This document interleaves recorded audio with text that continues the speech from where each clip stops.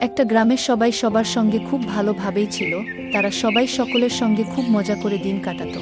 কিন্তু রবিদের পরিবার ছিল খুব গরিব, তাদের জায়গা জমিও বেশি ছিল না। তারা সেই জমি থেকে যা উপার্জন করত সেই টাকা দিয়েই তাদের সংসার চলত। কিন্তু এবছর তাদের ভালো ফসল হলো না। সুধা, এবছর তো আমাদের ভালো ফসল হয়নি, তাহলে তো আমরা না খেতে পেয়ে মরে যাব। সুধা রবির স্ত্রী। সুধা মনে মনে ভাবার পর বলল, হ্যাঁ গো, কিন্তু এভাবে তো আমাদের ভেঙে পড়লে হবে না, তাই একটা অন্য ব্যবসা আমাদের করতে হবে। কি আর ব্যবসা করব বলো?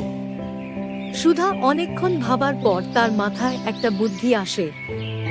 যদি আমরা দুজনে মিলে একটা চায়ের দোকান খুলি, তাহলে আমাদের কোন রকম করে সংসার চলবে। সে তুমি ঠিকই বলেছ, কিন্তু কোথায় আর দোকান খুলব? কেন, নবীনদা এর কাছে? আচ্ছা ঠিক আছে।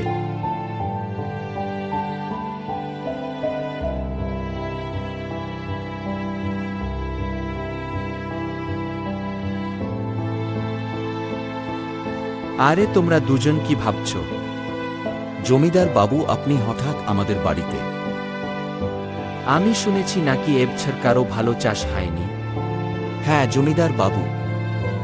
তাই আমি সকল চাষি ভাইদের ঘরে গিয়ে বলছি এবছর কোনো টাকা দিতে হবে না।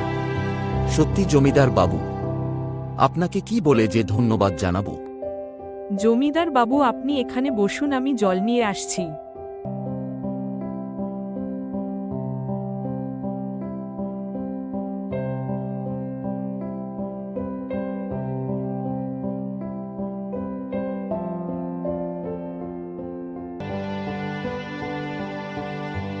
নিবারণ রাস্তায় হাঁটতে হাঁটতে দেখতে পেল রবির বাড়িতে হঠাৎ জমিদার বাবু এসেছেন।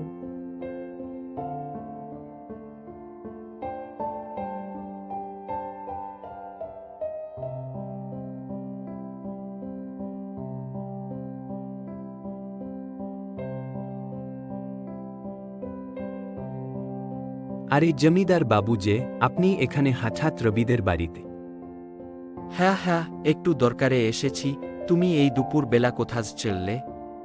কোথাও যায়নি, এই ছাগলগুলোকে মাঠে ছাড়তে এসেছি। নিবারণ, জানো তুমি, এবছর জমিদার বাবু কোনো টাকা নিবেন না। সত্যি টাকা নিবেন না? না, নিবেন না। জমিদার বাবু এত দয়ালু মানুষ আমি জানতাম না।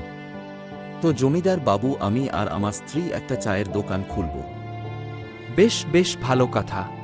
তাহলে তো ভালোই হবে।